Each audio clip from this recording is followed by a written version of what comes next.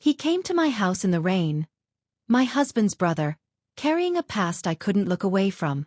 I told myself it was wrong, that it would end. But secrets don't end. They burn. And now, every storm reminds me of the man I was never supposed to love. Please support To Blind's thoughts. The night Aaron Ward stepped through my front door, rain spilling off his jacket, the world tilted. I shouldn't have felt anything. He was my husband's brother. But the look in his eyes, haunted, familiar, made my pulse forget its rhythm. I'm Doli Ward, a woman who once believed love was supposed to make you feel safe. I learned it can also be the most dangerous thing you hide. Michael, my husband, hugged his brother with forced warmth. It's just for a few weeks, he said. But when Aaron's eyes met mine, I knew weeks could change everything. The house that once felt dull suddenly carried echoes.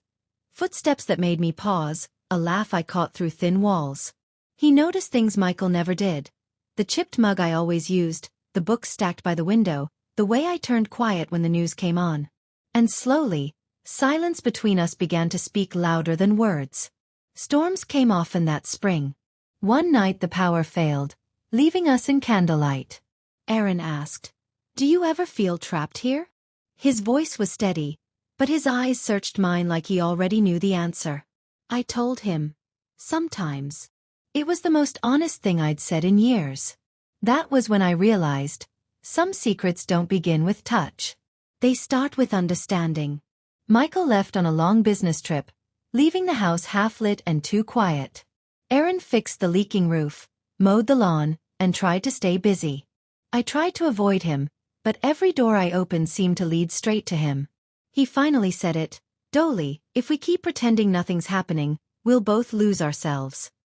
I turned away before he could see the tears I didn't understand.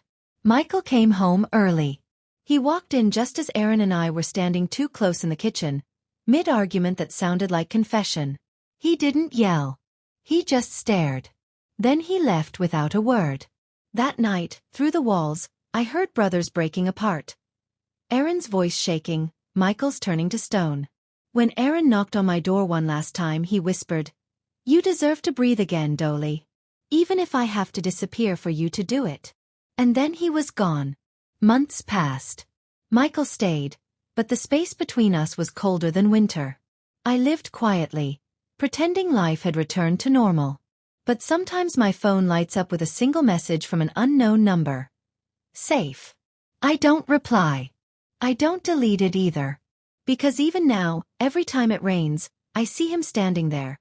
Soaked, silent, and still my most dangerous secret.